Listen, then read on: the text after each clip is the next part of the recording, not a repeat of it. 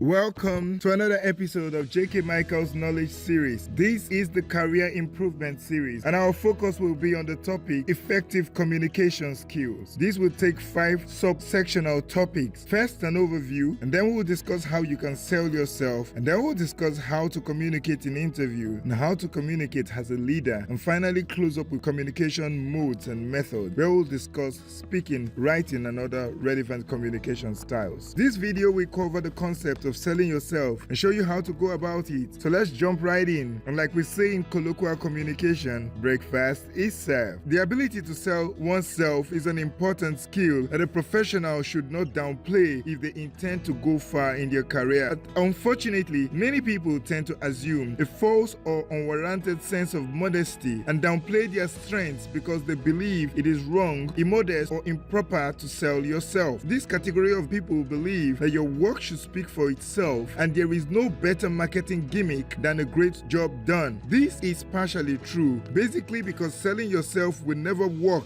in the long term if the seller was ineffective, incompetent, or had other bad qualities. Yet, works do not of their own speak of themselves or market their performance. They need to be presented in the right context to the right audience to tell the right story and provide the appropriate dues to the performance of those work. This is why it is important that professionals know how to sell themselves and present themselves and their works in the right context for them to reap the benefits of their hard work. It is not improper to present yourself and your works in ways that will be beneficial to you. In reality, you are doing the world a favor if you stepped out of the shadows and presented your work in ways that attracted more attention to the work and more benefits to you. Think of it this way: if you discovered the cure for cancer, would you want to hide the wonders of your vaccine under the guise of modesty and hence allow the people who need the vaccine to die without ever having a chance to try it? Of course you wouldn't. In the same way, the people that need your services or the value that you provide need to know that such value exists and it can fulfill their needs. It is always very important to frame what you do in the most positive light. First to yourself, as this will become very important when you have to sell yourself and your personal brand to others. Selling oneself is a talent that should be mastered by everyone. Understanding the basics will help you to position yourself as an authority in any subject or any field of endeavor. In this video, we will present 8 practical steps for selling or promoting yourself effectively. Step number 1, determine your area of specialization and focus. This is actually the first step in this journey, and it requires introspection and understanding of the self. It may help you to ask yourselves questions like, what things interest me? What am I talented at? What are my passions and my unique gifts? Go further to ask how you may blend your responses to these questions into a very powerful weapon for the creative resolution of problems and challenges that is faced in your environment, whether at work or in your community. Concentrate on the unique aspects of what you have to offer. You may draw additional insight by listening to our video on personal branding, which is part of this communication series. Step 2, develop an elevator pitch. An elevator pitch allows you to present yourself or your idea in the most engaging manner within 30 seconds. If you've never prepared one before, you should consider developing one for your product, service, idea, or whatever it is that you represent. With more pressure on people's time than ever before, recruiters and employers can benefit from knowing your unique experiences, ambitions, and strengths in 25 words or less. To make this memorable and effective, make sure you highlight your most outstanding qualities, e.g., I'm a self-motivated creative writer with 5 years of marketing and advertising experience, specializing in digital content with a keen interest in social media. Ensure that you express yourself in simple and correct English, and if it is expressed in writing, use the correct spellings and grammatical expressions. Ensure your elevator pitch is focused and relevant to the role that you are presently seeking. There is no point in including in your personal summary that you have spent 6 years working in sales and marketing when you're actually seeking a new career in the technology sector. Think of key attributes needed for the role you're seeking and tailor your personal summary to respond to those needs. Step 3, ensure that you are recognized in your area of expertise for your expertise. Now, I deliberately stress this this because a person can have a different reputation in his area of expertise other than of his expertise. Hopefully, you are not that person. You want to deepen your knowledge base in your field to ensure that you are renowned as a provider of solutions in that area. Build a reputation and ensure that when you engage other professionals and solution providers in this field, it is from a place of knowledge and deep insights. Know the boundaries of the field and understand what are its most fundamental effectiveness requirements. Establish connections with influential opinion leaders and media representatives operating in both your field and your professional environment. Step 4. Deliver sound advice. One of the best ways to build a reputation as a credible force in your field will be to share relevant information or content that concerns the field. Done right, you will enhance your reputation as an authority and as a go-to person for anyone seeking the solutions that you may be offering. What subject areas are you knowledgeable in? And what new things can you learn to be of relevance to this field? You can contribute in the form of articles, blogs, YouTube videos, podcasts, webinars, or even write a book. The benefits or the potential for this form of positioning is vast and endless. And when you provide content or information, ensure that it is educational, well-written, relevant to the moment, and beneficial to the audience.